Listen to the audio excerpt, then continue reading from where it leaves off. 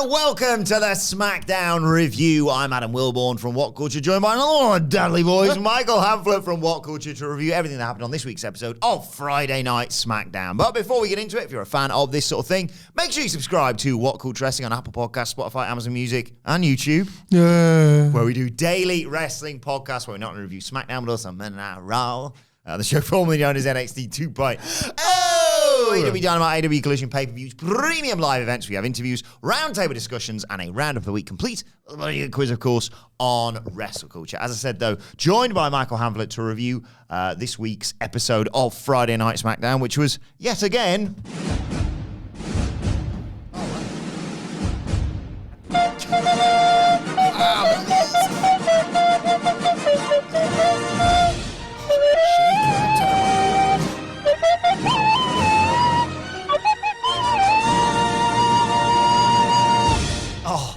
I love the cinema.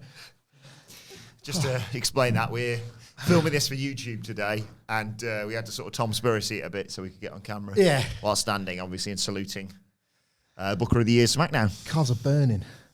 Do you know what? This week, right, of all the weeks, you've done this for months now with zero explanation. You've done Monday Night Raw. You've, like, sort of manifested a cowboy hat on your head and gone... Friday Night SmackDown. And the 1 week you don't do it is the 1 week The Rock puts a shoot cowboy hat on his head and cuts second to Cody Rhodes and CM Punk. The promo of the year. Oh, so good, wasn't it? It was unbelievable. Like, there's no... Does it fit within... Should we save some of it in how it slots into what we get in the main event of this SmackDown? But I love this. Oh, The Rock's going to be on SmackDown in a couple of hours, but here's a little... here's a starter before the main course of The Rock just going to somewhere nearby and riffing. I don't know where it all comes from, but it just flows out of him, and it's getting better and better and better with Dwayne every single week. I'm sorry, Nicholas. Like, this is going to be mega pro The Rock. Yeah, he loves Dwayne now. Sorry, yes, I keep forgetting. Me too. Like, always have been. He's done it. There was 7 painful days where I watched Wilbourn grapple with himself about he's my childhood hero, so if anything, this is good, and I'll explain why eventually. And then, Vegas got him out of trouble. Didn't need to explain it. I knew that was where they were going. No, that was what they planned all along. So other than that difficult week, everything's rosy in The Rock's garden. Oh, it's unbelievable. And I just loved large parts of this episode of SmackDown. 22 inches of it. Starting with... we got a recap of everything that had happened, and then we see The Rock arriving, and Roman and Cody and Seth and what have you. Love this, by the way, because there was approximately, I was told by complete losers on the internet, around 25 minutes of pro wrestling. Incorrect, there was 2 hours, including the massive money-drawing stars arriving at the building, the massive money-drawing stars walking down to the ring, the massive money-drawing stars drawing even more money by saying words without so much as throwing a punch. So there's 2 hours of wrestling. You fucking dorks. Grow up. And then the guy that Michael... Pissing me off, Nicholas. The show was properly opened, though, by the guy that Michael Hamflett has decided... Hey, you all right? Quite rightly. Prime is absolutely delicious. Give it to your children.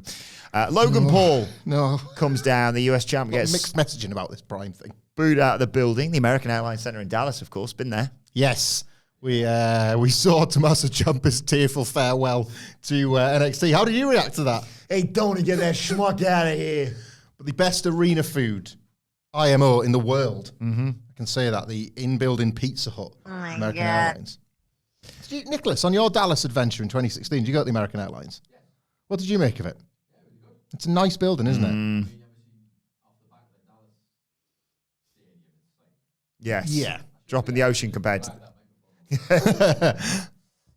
but yeah, he greets the Texans, does Logan Paul, and says they're about to witness history unfolding. There's all the usual bollocks what chance. He said he was a conqueror. He boasted about all the stuff he's done in and out of the ring, which is a fair Wikipedia list, to be perfectly honest. Best rookie of all time, US champion, most viral athlete in the company. He said basically everything he touches turns to gold. He's winning at life, basically. Ever since his first appearance, this company has been on fire. And I mean, folks, where's the lie? He is the secret sauce that makes the business boom. One could almost say WWE's in its prime. Huh? See what we did there? I do. Well, he's got a surprise, and that surprise is the Prime logo's on the canvas, guys. Yeah. I love this. Every wrestling moment would have been made better if there was a Prime logo in the ring at the time. And yes, he's going to be front and center, or his company is, on the canvas at Mania and every PLE from now on. Conflicting thoughts. I think it's safe to say it's ugly. Oh boy, is it ugly, right? It is simultaneously too big and too small and in the right place and in completely the wrong place, right? It's not... There's not many examples in WWE to use, but one is WrestleMania 12, where the logo of WrestleMania 12 is on the canvas, and it's like a different shade of blue set off against the bluey white hue of the ring. So you always know it's there, but it blends in quite quickly. It is looking now with that Prime bottle in the middle like a UFC canvas or a boxing canvas or even a New Japan canvas, but crucially missing the hundreds of other logos that surround it that make it look like, I don't know, like a teenage bedroom mood board where you just put all your favorite things on a little pushpin board, right? It's just one in the middle. It's like you've just bought your first pair of Vans and you've got one sticker. I put my sticker on the laptop, right? But like it needs more stickers. You've got to have loads of stickers, like to sort of make it look like it's me as a personality. This is absolutely the WWE ring as a personality, by the way, this Prime sticker. It's not that big. I would say if Logan Paul did a stance as wide as our salute one from earlier on, it would be from the lid to the bottom of the bottle. About right, would you say? Yeah. So it's not even that big.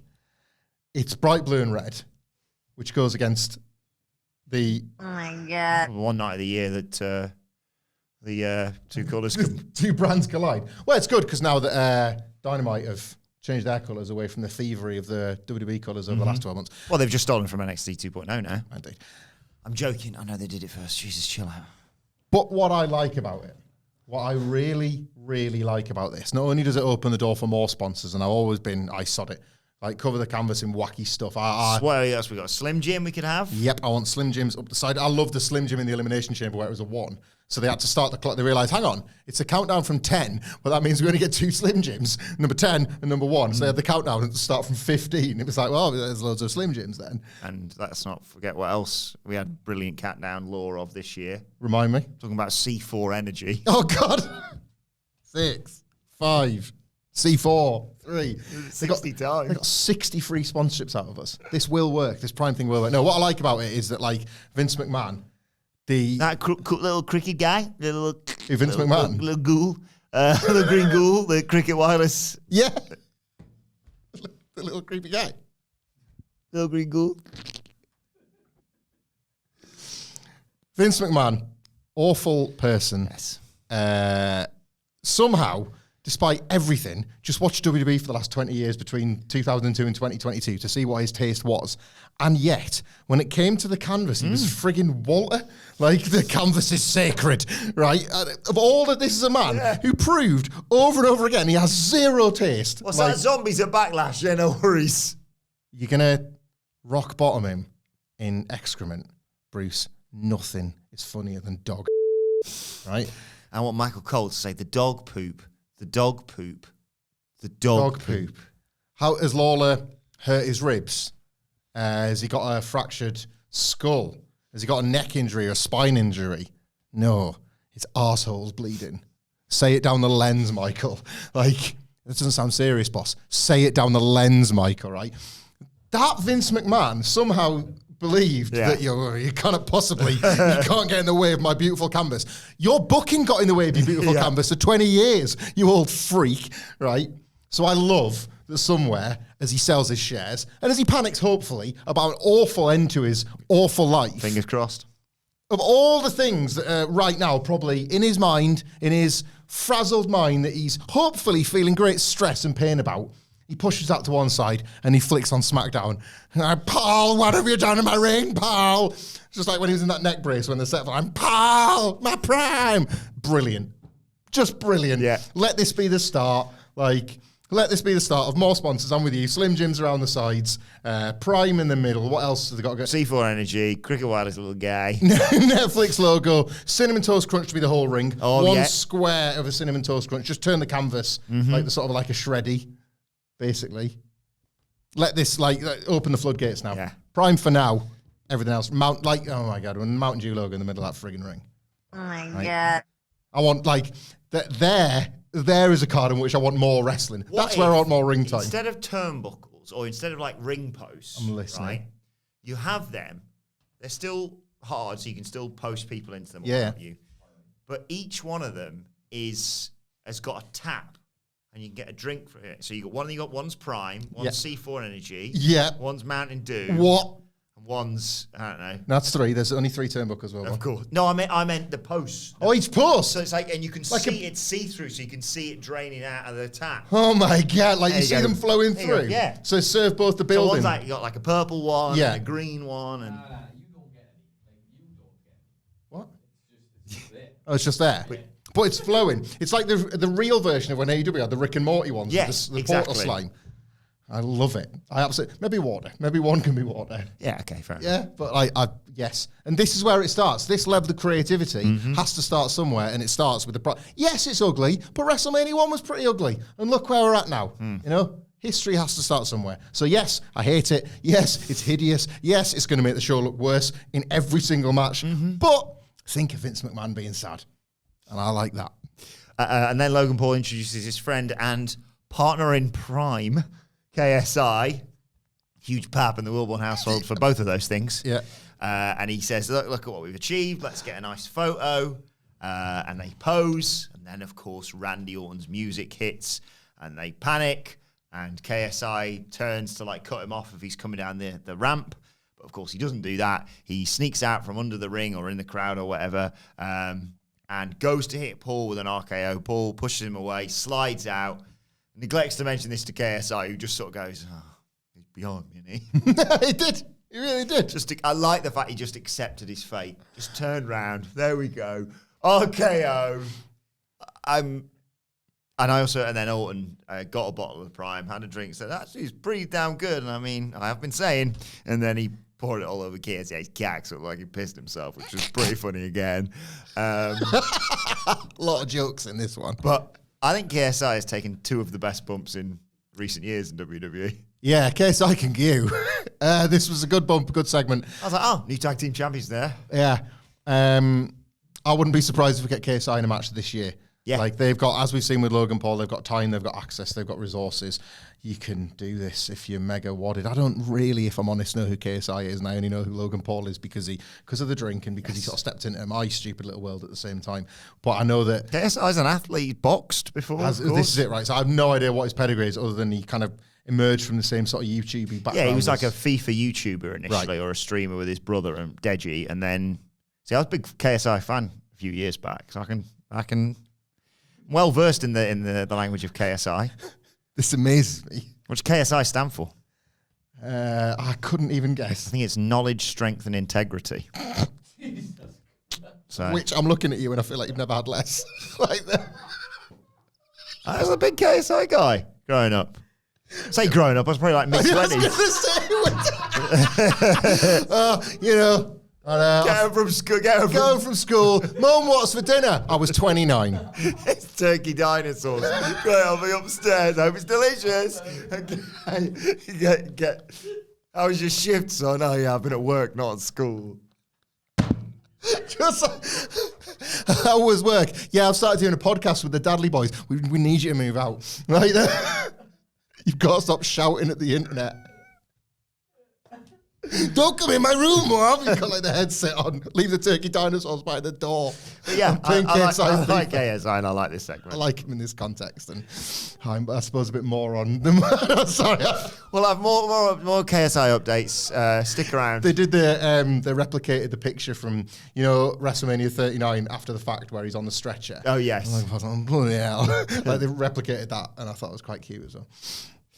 And then Randy Orton was in a match immediately afterwards. It was him and Kevin Owens versus Austin Theory and Grayson Bloody Waller.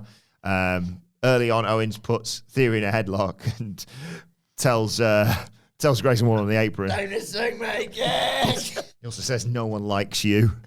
Orton comes in, just batters Waller as well.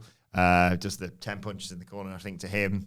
Owens hits that, goes for the running call, the clothesline, but Theory eventually clotheslines him outside to take us to a break. When we come back, Theory and Waller have isolated Owens, but Waller takes the time to mock Orton's taunt. And that allows Owens to get out there and hot tag Orton, who does all of his signature stuff on Grayson Waller. Theory catches him in the ropes to try and cut him off, though. But a cannonball by Owens to Theory on the outside follows Orton getting Waller with the rope-assisted DDT that he does. Theory tries to distract Orton, and Waller gets a near fall off a roll-up.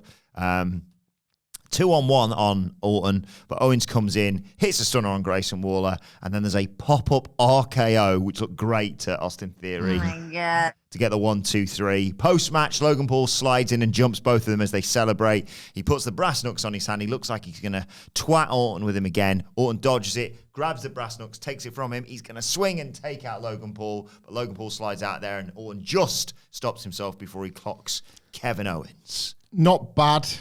Like, realistically, the bell to bell was just a match here. A-Town Down Under, despite their profile on SmackDown, are not on Owens and Orton's level. And this was a bit of a reminder of it, a less than ideal time, because they're going to factor into all of this with WrestleMania, and a bit more on that in a second. So it wasn't great that, like, you were just looking at these four and there's levels to this. There's 2 stars, there's 2 losers. But I didn't mind the post-match because I do really like the Randy Orton-Logan Paul interactions.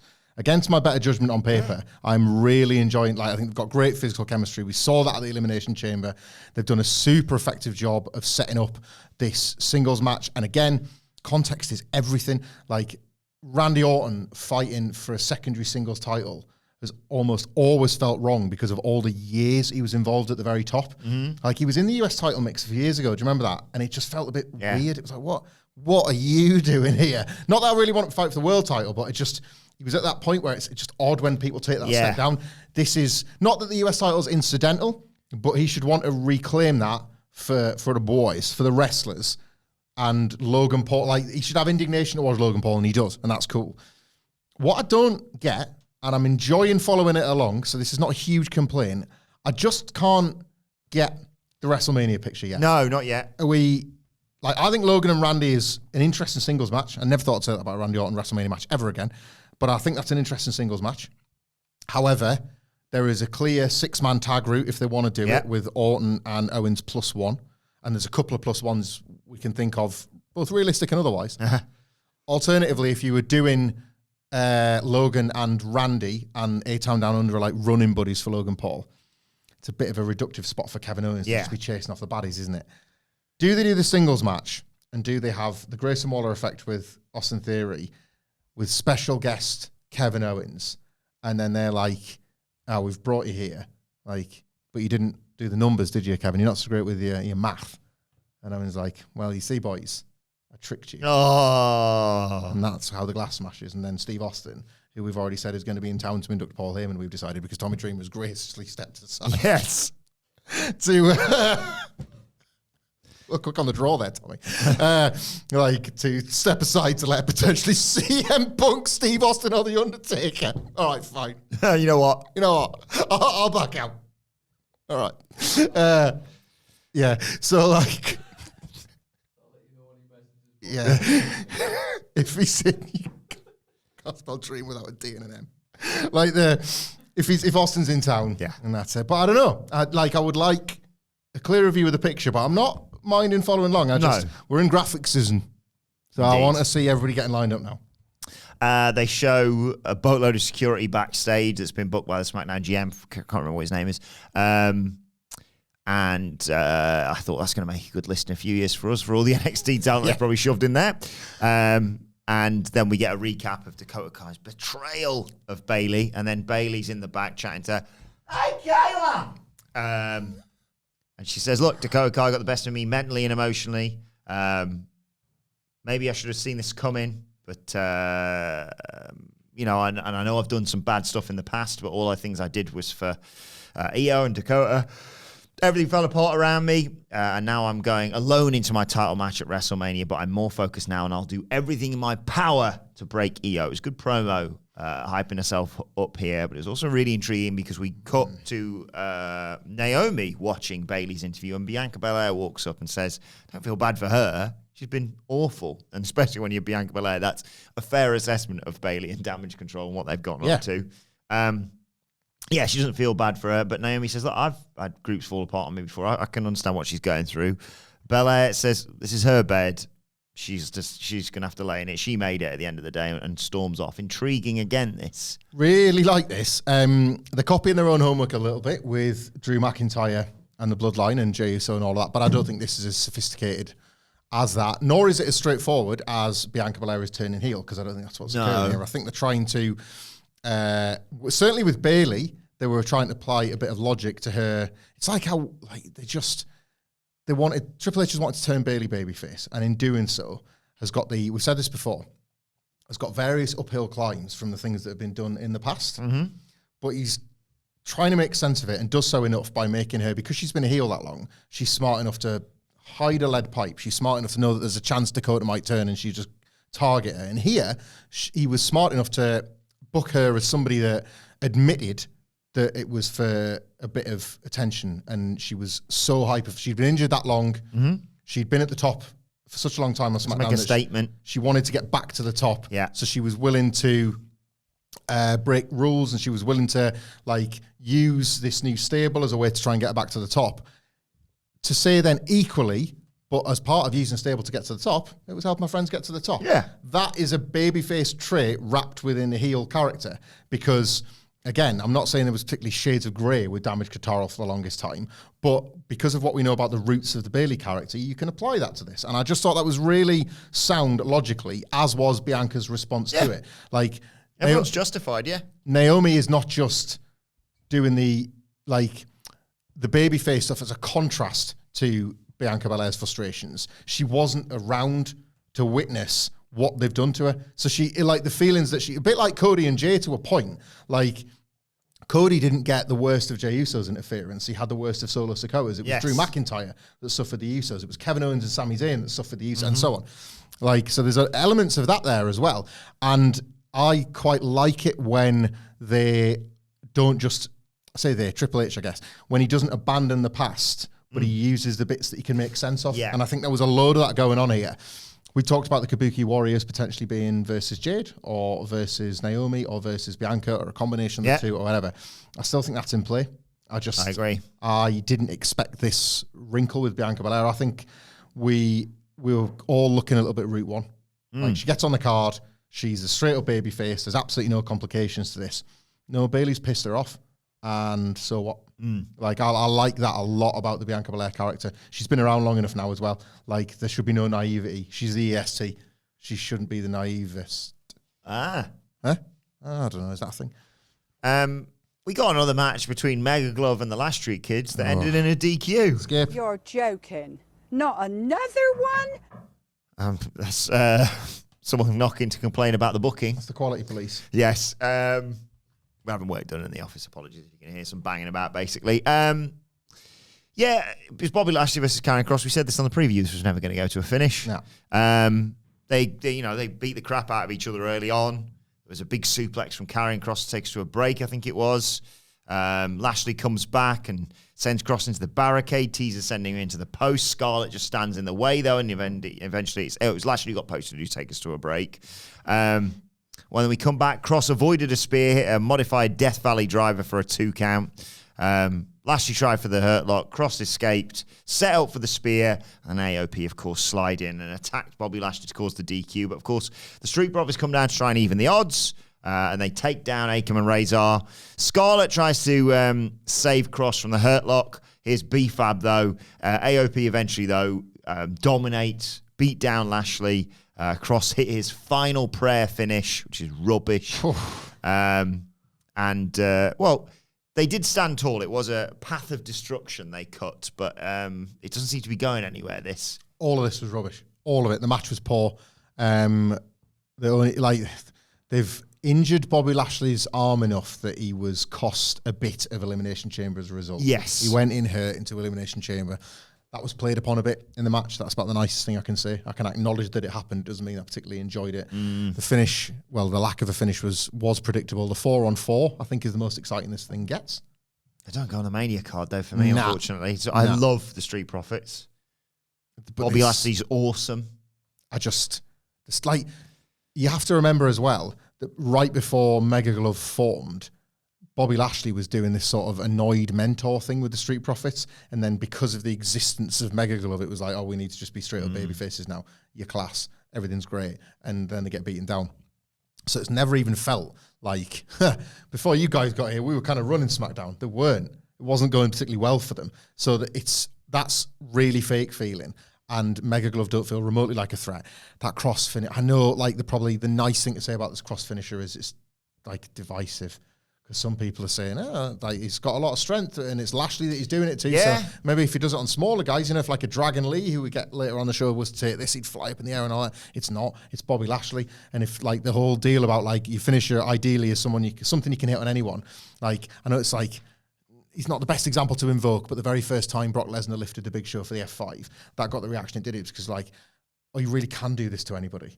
Like, you don't get that with Kross and Lashley because he looks like he's struggling to do it and has done from the very beginning. And it's a crap knockoff of the F5. Yeah, like the F2.5. Like, pay it off on the go home. Sorry, Miller and Phil, who typically will be covering the show while other people attend more exciting events across Philadelphia. That's their WrestleMania cross to bear, isn't it? I think.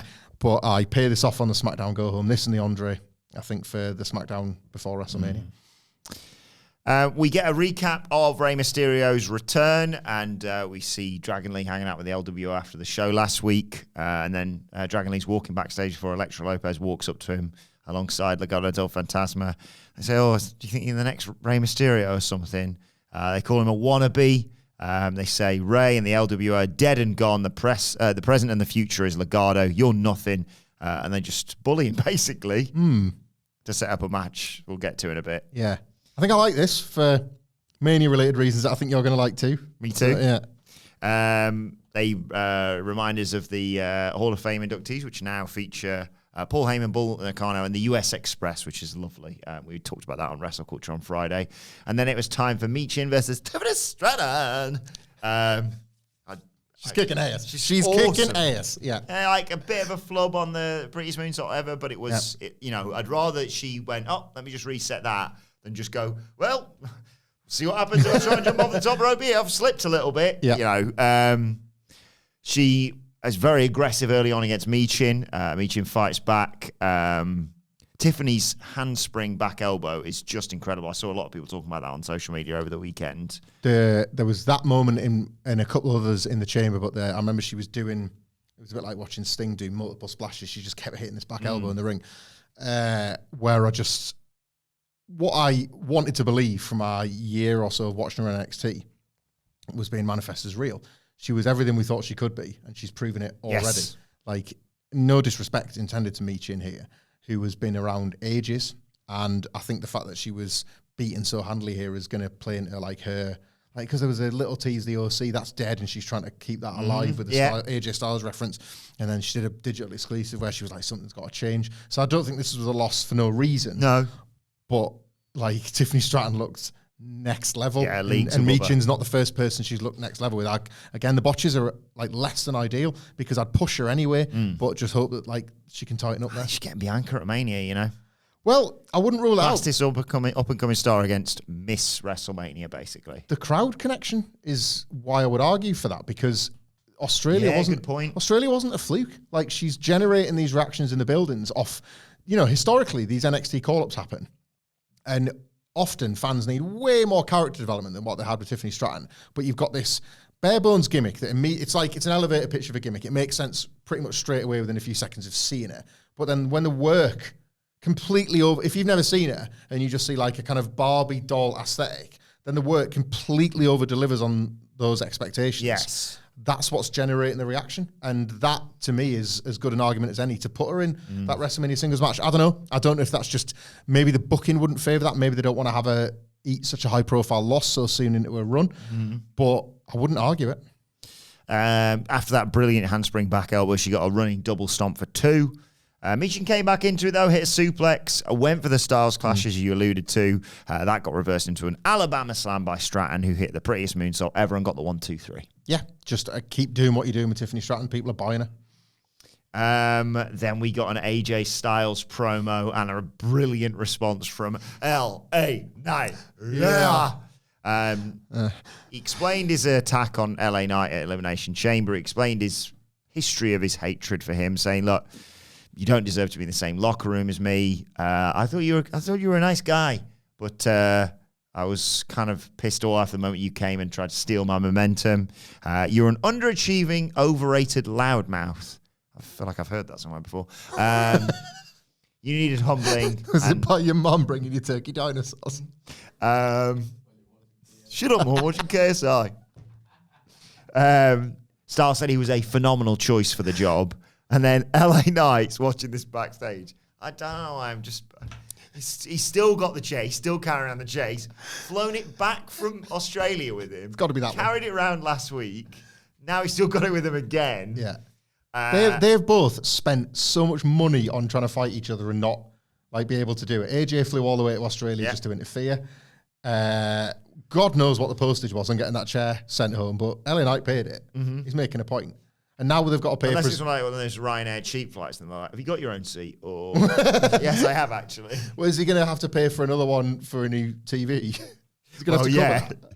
Yeah, so he's watching this on the telly, and he's obviously pissed off with AJ Styles. So AJ Styles promo finishes, and he goes, okay, fair enough. And he just gets the chair out and smashes the telly with it. Yeah. He says, he batters it on the floor as well, saying, I've got to wake everyone up because AJ's just bored them to death.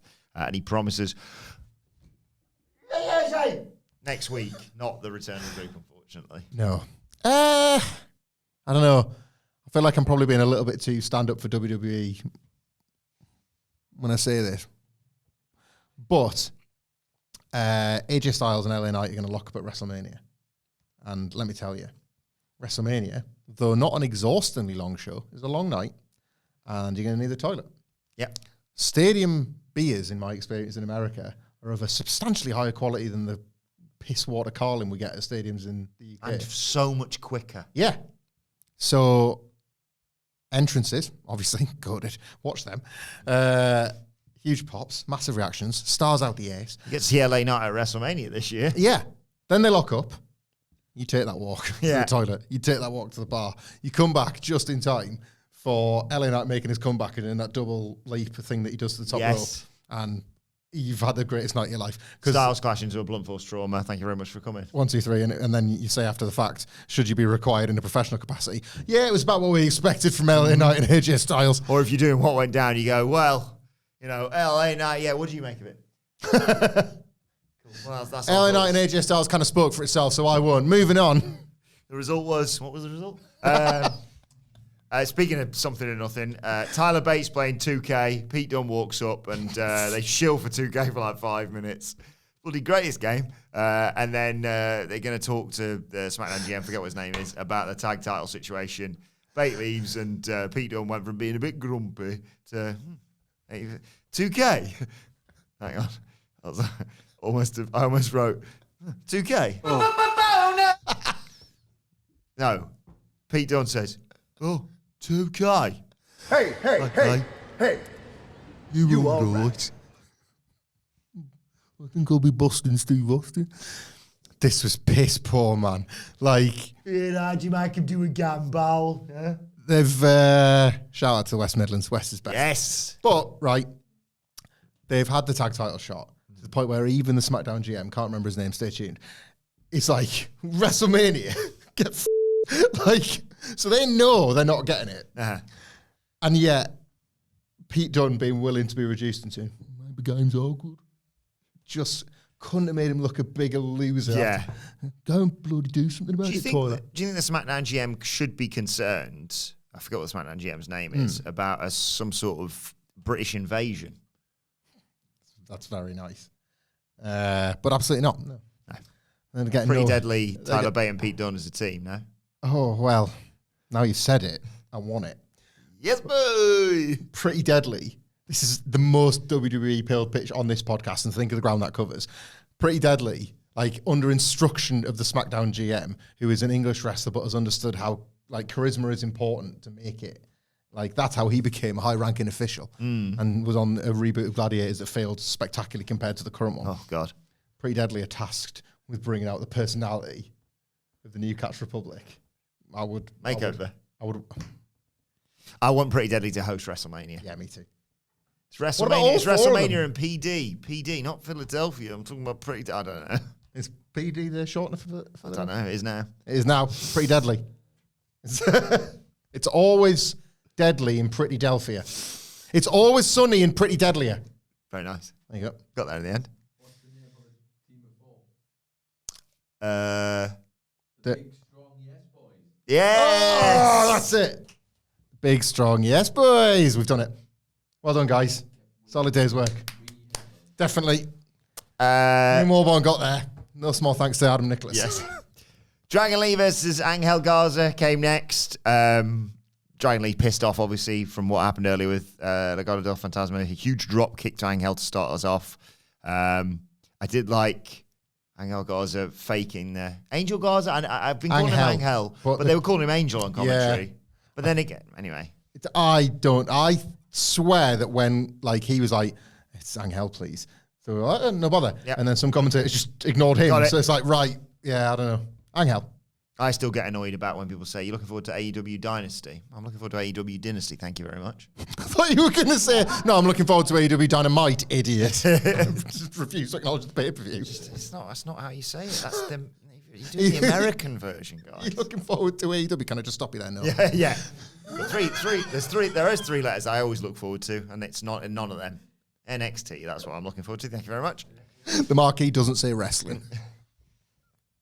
So I did like... Just put the camera on the mic. I did like Angel Garza's like, Minnie, Dragon Lee finally is like, are you okay? Psych. Drops him. Bloody hell. Got him good. We come back. Lee hits a great sit-out powerbomb on Angel. He played for Aston Villa. That's Angle Wrangle. Pete Dunne and Tyler Baton, no. And then they did a slightly convoluted Angel Garza. Oh, bloody hell, you knocked me off the top. I'm going to have to hold on to the top rope here. The Del Rio double stomp, basically. Yeah. Always sucks, that. So Garza rolls to the outside. Umberto's there as well. And Dragon Lee dies to take out both of them. But in faffing about with all that, in the time it's taken him to get back in the ring, he gets super kicked by Garza. Angel Garza thinks he's got the man. Angel? It's Angle Wrangle. Angel. Thinks he's got the match won. Goes for a powerbomb. Gets Hurricane Rana by Lee. Who gets him with a 1-2-3. Post match, Legado del Fantasma just come in and slide and kick the crap out of him because they know Rey Mysterio's not there. He's at the wedding of his son. It's an interesting kayfabe circle to square, that, isn't it? Yeah. Like, where were you, Ray? I was at the wedding of a close family friend. Yeah, like busy. I might have a solution to this problem. Go on. I thought this match was just a match, if I'm honest. I like watching Dragon Lee move. He's really quick. Oh, he's great. And I just look in these very cookie cutter matches for something like anything really that just like kind of wakes me from that like wrestling slumber that like so few matches do at the moment, like unless they've got massive stars in them. It's why I'm preferring this to AEW, even with the match quality in AEW rising by the week. However, was this a bit of a tell that the Rey Mysterio Santos match, while good and while heated, actually maybe needs this movement, needs the movement, needs a bit more Reyes Mateas out the ears. Not that like Rey and Santos can't bring it, but like if you look at how successful Rey and Dominic was for that little bit of something extra last year, I'm going to get us back to where you want to be, Wilbourn. Legado del Fantasma, as an established trio at this point, as a group that were immediately like on Dragon Lee here without anybody to help him. Rey Mysterio will obviously be there for him next week or going into WrestleMania. And they do need Bad Bunny. Basing this on nothing. Check his tour dates. He's available. So he is free for it. But is that going to is that just going to be more appealing than the singles match? And then you've always got the singles match for next month. Does that mean we could have Adam and Bad Bunny doing a collab? Because he's in town, isn't he? Adam Ant? He is, yes. I mean, but Adamant's probably going to be saved for the NXT show on the Saturday night one, I would imagine. Cool. What's that one called again? I think it's Start and Deliver. Oh, yo, yo. My side really hurts. I've really messed. Something popped, I think. Good promo, I thought, that came next from Damage Control. Dakota Kai basically declared herself the brains of the group. She said if Bayley was smart, you'd have seen this coming. She was never part of their vision for Damage Control. This is still EO's era. Kai versus Bayley next week. Yeah. Big match. We'll preview it, I guess, on Friday, but feels big. Yeah, really like that. I just love the threat of all of them just Aye. coming. Yeah, I thought they looked awesome. Bayley having no mates right now, and someone like Bianca, I don't really want to help you, but gradually the babyface is doing the right thing. It's good stuff, isn't it? It's like it kind of carried Raw for so much of last year. I was not getting bored of those. Like, oh, it's more goodies. They'll stop the baddies. They're perfect for it, if anything. Yeah. Love that. So I do like the idea, of Bianca Belair potentially being like, do I save her? She did try and end my career, but then again, so did the others. Mm-hmm. The SmackDown GM, forget what his name is, was going to check on Cody Rhodes and Seth Rollins, and security had been guarding a locker room with no one in it. Well, they'd snuck out the back door, basically. Yeah. Bloody hell, where have they gone? Right, it's time for the main event. Oh my God. Where do you want to start with this? it's just every week. It's class, isn't it? Let's start before the show starts. Let's start with The Rock wearing a cowboy hat. Oh, yes. So 3 hours before SmackDown airs, another social media promo drops. This time, regrettably, only a third of the length of the one from last week. The Rock has gone to an empty Texas stadium place. Cowboy, thank you. But like whatever, Cowboys rodeo stuff, smoking guns. In a cowboy hat and belt buckle. I was tagged in this video a minute or so after it aired saying The Rock's channeling Jeff Jarrett to get over. And I was like, well, copying the right homework, isn't he? And he just like obliterates all the baby faces yet again. Cody gets it. Seth gets it. That head Pharaoh gets it. And this has been a long time coming. Not since the AEW Pyro guy has somebody really gone for that dog. I'm glad. For one, I'm glad to see it and hear it. The Rock / Brian Gewirtz in just seminal 1998. Well, people are going to steal this for the next 50 years. I'll write this down. I know where this is going. Off is the direction you can. It's an incredible bit of business. Like, how on earth they can't expect people to want to make those signs and then not be allowed to bring them in. Like, Rock specifically having a swear, but not just for swearing's sake, because he's having a pop at standards and practices, because in the 40-minute there was loads of just the sound being cut off completely. They were like blacking out the picture at various points, depending on the feed you were watching. Mine was definitely the TNT Sports one. But anyway, so Rock does all that in service of, and tune in to SmackDown for more. And well, let's get to more. Oh, yes, please. So my tribal chief comes out. He's flanked by Paul Heyman, Solo Sikoa, and Jimmy Uso. And collectively, they're in the bloodline. So they come down. It takes an age, but it's worth every second. It's gone all the way around, and it's class again, by the way. I don't know if it's just like the WrestleMania season getting to my head, but like I was working this morning, I just put on Roman Reigns' PLE entrances to work as background noise because I was enjoying the music set to sound. You sent me an image where there was some NBA game where the Lakers maybe that started playing Roman Reigns music. I was like, oh Jesus, Reigns music set to crowd noise. Like, I'm just going to watch these in the background all day. Brilliant. But they didn't do any like acknowledgement or anything like that because it was time for the Rock's entrance. And oh my God, I watched this 3 times and then said to Anne Louise, "You're going to need to sit and watch this because I can't stand up." Because oh my God, I was like, again, if it's the lightning and you just I can make out an Adonis. Oh, it's the Rock. Just stood right there. Did Lightning? Is it just me or did Lightning strike thrice? Yeah. Like, and then there was the Rock. Yeah. Doesn't even walk out anymore. He just appears as if from the electricity himself. It's the manor. So. It's the manor. It hurts that, and I like the pain. Yeah. It must be the manor. All right, heal your dragon off. Rock comes down to the ring anyway. What's the Rock miss Celia? Hits him with the people's elbow. I've torn my peck off the bone. You lucky bastard. Anyway, Roman says to Dallas that greatness echoes. That greatness stands before them. They do the handshake with him and The Rock. And Roman says, Dallas, acknowledge us. So just a bit of a memory, bit of a flashback that you might have had here. This is already better than the promo we had to wait 3 hours for Roman to cut in the post-WrestleMania Raw. I don't say it yet. Stay tuned. Coming later. Roman Reigns definitely going to be here. Acknowledge me. And that's Raw. See you later, assholes. Get out of our state. Was that after the Brock 38 one, wasn't it? Yeah. Terrible match.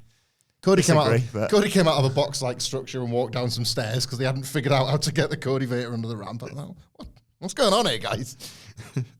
So Cody's music hits. He doesn't come down the ramp. He Shield-esque, you could say. Him and Seth come through the crowd. Great. Seth's got I think was it a Team 7 Bucks bit of tape over his mouth? Nice. God, that was good. Yeah. He looked like a big deal.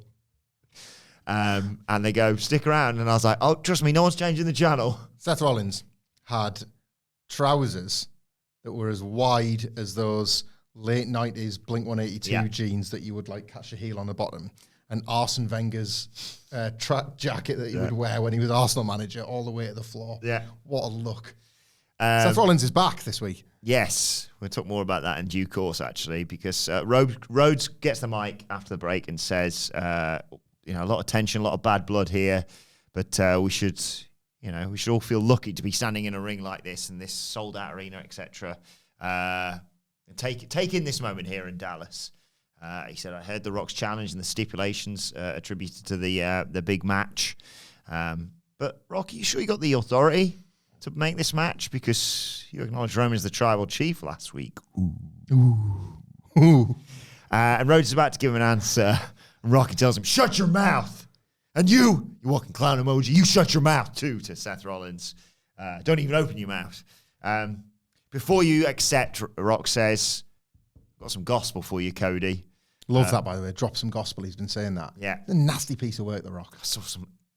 I'm not going to go off on too much of a tangent here, but I saw some people saying, Rock's repeating himself. Yeah, it's almost like he has catchphrases that he says every time. Dickheads.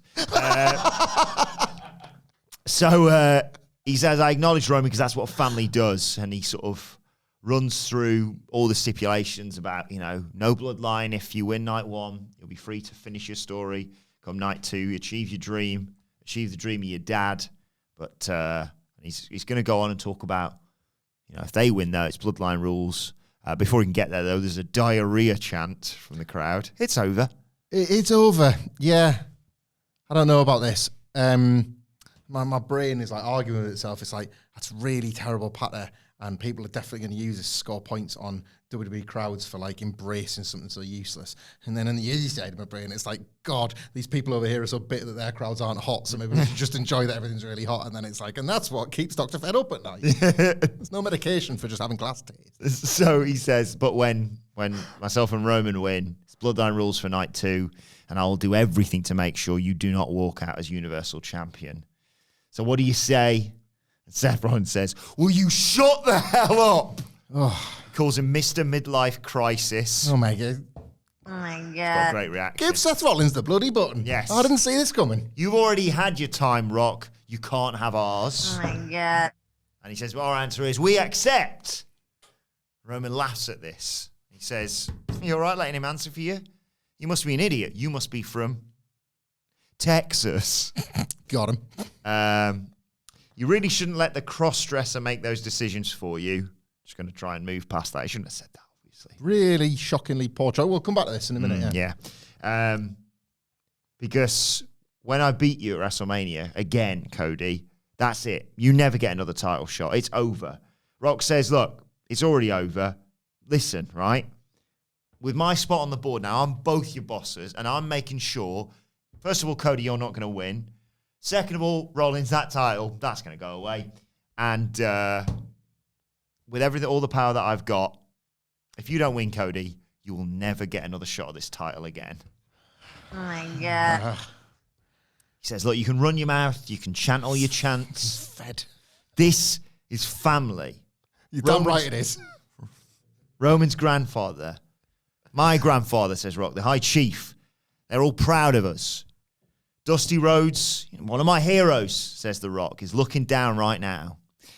But Cody, am I right in thinking you're the youngest of three, right? And your sister, she was a Dallas Cowboys cheerleader. And your brother, of course, future Hall of Famer. But you're 20 years younger than your siblings. And that's because you were a mistake. Oh my God. And Rhodes is all fired up by this. And he's... And the signature's coming up in the corner. And I'm like, whatever you're doing, guys, get to it. Apparently there was meant to be a big mass brawl, but timings were very set. And, oh no, we have to wait for that next week. They've looked into that one, haven't they? Instead of a big brawl breaking out or a verbal exchange continuing, Payback's a bitch. Cody slaps the f***ing taste out of The Rock's mouth. Oh my and God. The Rock just smirks as the show comes to an end. Slap the herpes off his lips. Loads and loads of positives and a few negatives here. I'll just say, by the way, this I got a lot of mana thanks to Rock right now, but I might have to go and get a neck tattoo. Uh-oh. Because I had a lot of adrenaline running through my soul when The Rock was speaking. Because I am the youngest of three. Ah. And there is a 13-year gap between me and my brother. And then my sister's the oldest of three. So when Cody heard that, I felt that. And I kind of wanted to slap The Rock. He's probably right. Anyway. Just leaving that one there. My parents don't watch. They probably would if my brother was on it. Anyway. Cody was magnificent here, getting his revenge for Vegas. A lot of people picked that up at the time. It's like he just stood there and took it. And obviously, we knew some sort of receipt was coming. And I actually think this is not me coping with how close they were to the wire and losing this moment, but The Rock not being able to fight back in the same way Cody wasn't better. Yeah. Like that's actually worked out better. So if the order is Rock slaps Cody, Cody does nothing, and Triple H holds him back and he looks a bit meek, and then waits 3 weeks and slaps him back, and then Rock immediately swings for him, then you've got the same problem you had coming out of Vegas. Now, they're one each. Something's got to give. It will do at WrestleMania. There'll probably be a brawl. Like Rock's on SmackDown next week. I smell a Rock concert coming for the third of three here. I heard that rumored, yeah. Oh, really? That's yes. Right. I just wondered if, because they're in Tennessee, I think, and it made me think, right, straight away, musical video on Instagram, full Rock concert on SmackDown. That was like, maybe not though. That was just, I didn't realize it was rumor. That was something. Rock's the only 10 I see, so. It's pretty good, actually. Yeah. Right. So yeah, I think that's coming next week. So you don't necessarily need physicality, but you can get a bit of it. But I thought that played into WWE's hands ultimately, the slap and that being, because it's a cliffhanger, isn't it? Yes. Oh my God, and it's a cliffhanger where people are real life in the building and people can film on their phones. And yet, in terms of television, what you've seen is like, what now? What next? Perfect. The Rock was amazing as usual. Wax lyrical on him from the Instagram through to him laying out the stakes yet again. But I want to talk about Seth Rollins, first of all. This was the night Seth Rollins needed. Yes. This was the night I kind of think he deserved, because he has been put into this situation like on merit, but he's also been put in it out of necessity because he's the world champion and the Punk match was taken off the table after the Royal Rumble. So they've obviously, they were always going to have to pivot with Seth regardless of what went on with The Rock and Cody, but he was the guy when you had that difficult 7 days of nobody was really considering him. It was very much, you'll fit where you're told. Mm-hmm. We need to figure out Cody. We need to figure out The Rock. We need to figure out Roman. You'll be here as well. Yes. And he did that, and he performed that role gamely, but with the accusations, understandably, that what the frig's that guy doing here? Yeah. Clown emoji was cutting a bit too deep. Mm-hmm. Look at him. I like this Seth Rollins character. It's the one for me that has finally gotten him over properly rather than him just telling you that he's the top guy. I actually buy it when he performs this role. This was the night I bought him performing this role amongst the three biggest stars in the company. And it's 3 big stars, big gap, Seth Rollins. Yeah. Toy belt that he's trying his hardest to establish nonetheless. Diarrhea Dwayne, losing the Punk match. When Punk was in there with him, you were like, There's Seth Rollins just lifted right up to like, this is what we were at, wasn't it? Like night one is going to be Punk and Seth. They're going to get their main event at the same time. That's neat and tidy. And then on we go to like Cody and Roman, and that's the real big one. So Seth was still in that kind of B-plus player territory, and he promoted himself to A-star here. He didn't just take the material in which he was given the opportunity to like put The Rock in his place. He took that incredibly high pressure role and he turned it up. Like, he didn't just play Seth Rollins, the cackling arsehole in the funny clothes, delivering diarrhea Dwayne adjacent lines to The Rock. He got right in The Rock's face. Yes. And he kind of like exposed what a liar this Rock character is. Like, The Rock can do the big talking, can do the manner, like can do the swearing on Instagram, then look like the biggest star in the world on television.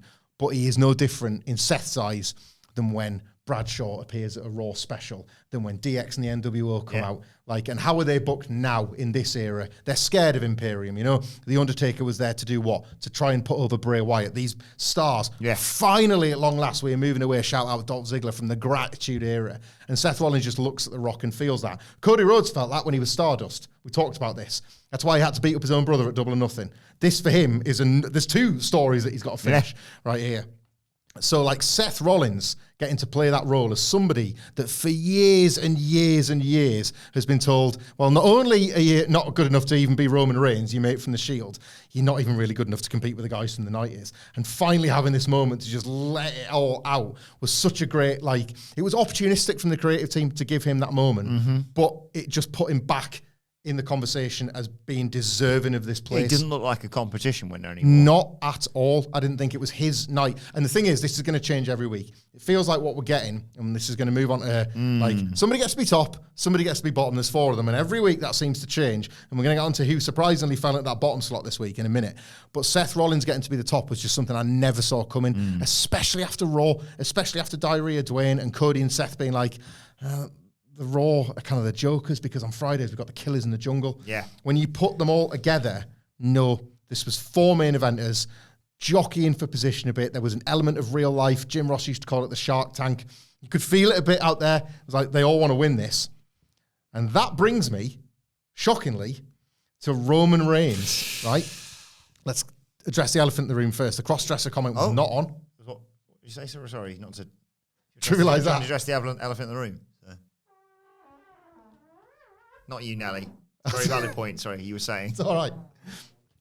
The cross-dresser comment was out. Not on. No. I don't know where Roman plucked that from. It was crap patter anyway. Yeah. Seth Rollins, the walking clown emoji, works because Rock can call him that and Seth can be like, I am, and I'm the walking clown emoji that's going to kick your ass. I look awesome looking like this. I'm the visionary. Like, I see myself as looking better than all of you. This is you, Rock, when you were in your, well, I was going to say when you were in your Versace shirt, you're back in them. But like, you looked like a clown then too, but you were so goddamn cool you pulled it off. I'm that now. So for Roman to target his attire was dumb anyway. But to like go down the route of a slur, go down the route of dated homophobic language, I just found it weird. Or like queerphobic, I guess. You kind of like, you're covering a lot of areas here in a remark that needs to die RIP with the past, with the Attitude Era that we all need to move on from. So that was a real weird misfire from Roman. And I think it's important to isolate that as just a stupid thing to say, because let's instead isolate something that was a very dumb character moment. Myself and Adam Nicholas were DMing over the weekend about this because I was dying to DM you, but I knew you hadn't watched it and I didn't want to spoil it. But talking about how, like, Nicholas is all about just how great The Rock is. I'm like, can we talk about some of the other guys in the segment as well? But we both like saw it, and it's kind of like, what the frig was that? Right? I love when Roman Reigns laughs to break the tension that he's created. Right? He sets everybody up to feel really nervous. Jimmy and Jay back in the old days, and now Solo, even Paul Heyman does it. Is everything all right? Like, it's like, oh, that's even worse. I'm more tense than I was before. Now you've laughed. This was like a shoot laugh. It was like popping at Uncle Dwayne's big jokes, right? And then when like Roman's like Rock's explaining, here's why I acknowledged him. Don't you for a second think that I'm lowering myself, which in itself is like good intra-bloodline tension, right? Like he calls himself like, yeah, I acknowledge Tribal Chief. I was like, yeah, that's me. He's talking about me. Rock said my name. It's like, you want to talk about a competition winner in this segment? It was Roman Reigns. I never saw this coming. And I feel like it was like a moment of madness from the character not to. This is a man, right, that like does this in order to take the microphone. He doesn't even move from his elbow to his shoulder to get a microphone. And the second The Rock is putting him over, he does that. Now, I think I know what you're going to say. Yep. Right? Is this Roman kind of suddenly now drunk with power more than ever that he's taken his eye off the ball? All the more reason why he's going to lose the title to Cody Rhodes. Maybe. But I just thought, again, in these, all four of them in the ring, somebody has to win, somebody has to lose. Oh, yeah, no, I get it. It was Seth's big W and it was Roman's big L. Yeah. But obviously, I think far more than Seth, Roman can take it, first of all. Obviously, Yes. Seth needs to be this guy. More often than not, arguably. The Rock's The Rock. Cody's Cody. Yeah. And Roman, I mean, speaks for himself. The record of the tribal chief, etc. So Seth arguably needs to be seen as like, hey, guys, let's not overlook Seth in all this. They're doing what Rock and Cena didn't do for The Miz. Yes. That year. The cross-dresser comment aside, because I agree that shouldn't have been there. I really like this performance from Roman Reigns because we're getting back to what we saw in the build to 39, where quite rightly Roman retained, obviously, to lead to this. Because let's not forget, if he dropped the title, we wouldn't be getting this. So you're welcome. But that's the Rock song as well from Moana. So. Of course it is, as a LTST. Yeah. No, in all seriousness, no. The spiraling from Roman was one of my favourite things of the build to last year. The acknowledge me. Yeah. It's not acknowledge me. I'm pretty big deal. It was like, no, I can feel my grip on everything loosening here. I know I'm really under threat. Acknowledge me. I need this. This is what I've built. Every single one of my matches I have to cheat to win. So yeah. I need this. He does. He's hungry. He He's does a hungry need guy. it. He needs it. When He's he comes starving. I need this. But it's been there from the beginning. In reality, arguably a little bit, but also in kayfabe of, can't help but feel like I'm the kind of the guy behind The Rock now, not the world champion record breaking. But he said it last week, so it's definitely true, guys. Exactly. I've got a video from last week actually. So he said he acknowledged me. Yeah. He said he needed that from him, and it's just another step in. Like the laugh happened here when he said they accept, and in Roman's brain he's like, right, so that's it now. That's official. If we lose, if I cause our team to lose, if Rock old guy loses, I have to fight Cody one-on-one, and I know in my heart of hearts, one-on-one Cody beats me. I have to have these obstacles for him to get past. And he did that way. He's like, ha ha ha ha ha! You can let him answer for you? Like, that would have been just fine to keep it like that. I adore this Roman Reigns character. You know this. I adore the whole bloodline story. And I think there was elements, you're right, of reality of him being the worst part of this segment. But I think also in his defense, and maybe that's, reaching bro or whatever, I think he also factors that into his performance because he's Roman Reigns. He doesn't need to win every single week. yeah, no, I do get that, and I think the benefit of the Roman character at this point is that even if he has quote unquote a bad week, and again, all this is subjective ultimately, we're sort of sharing our opinions here. Next week and the week after and the week after, he's still like the tribal chief is embedded at this point. This character has this like air of authority. It's almost weird having him back. It's as weird to have Roman back as a weekly regular as it is The Rock. Yes. So like sort of in a sideways way, you're kind of putting them on the same level in that regard. Where we're somehow through the looking glass of Roman Reigns returns as a graphic. He's just there all the time, like The Rock is. So this is like strange days that we're living in between now and WrestleMania. There's two more points, one positive, one negative I wanted to take coming off the back of this as well. A positive, I think, is that Seth Roman's language, they're going to have to figure a way to clip around that. But Seth taking the match on Cody's behalf, Cody wasn't best pleased about that. It wasn't like that WWE sledgehammer to the face subtlety where they just leave the camera on him for 6 seconds too long. It was almost like he kind of like looked a bit shocked. Are we doing this now, are we? Maybe as if they'd arranged something and it didn't go the way he planned or something, because ultimately this is still his thing. It's not like all of this. And Seth's obviously really in his feelings about all of this, but this is still about Cody's match the next night. I said this on the Raw preview. I think this is the best match to build a match booking in wrestling history because you were dealing with the two main events of WrestleMania and a stipulation that realistically has zero bearing because you either get a bells and whistles bloodline match or you get the final mano-a-mano 1-1. Cody wins the belt. So the stipulation doesn't matter, and yet white hot main event night 1, white hot main event night 2. It's a stupid trope that wrestling has just accepted, and yet this is the best version of it that there will ever be. Yeah. Because it's the main events of the biggest wrestling shows that there is. I just can't see that ever being topped, right? Wrestle Kingdom did it with you remember the IWGP mini tournament? Yes. This is better.